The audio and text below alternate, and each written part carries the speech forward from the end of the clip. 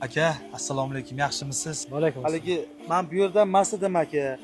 Haligi ozgina yordamingiz kerak edi. Uyga yetib olishim uchun ozgina pul berib tursangiz aka, iltimos. Qancha kerak? 50 ming bersangiz bo'ladi aka. Mana, Rahmat aka.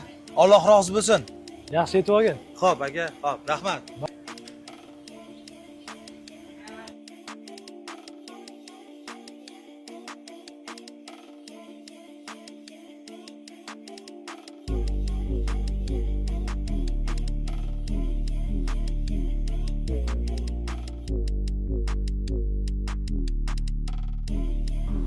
Yaxshimisan? Yaxshi, rahmat. Men bu yerdan Maslidim.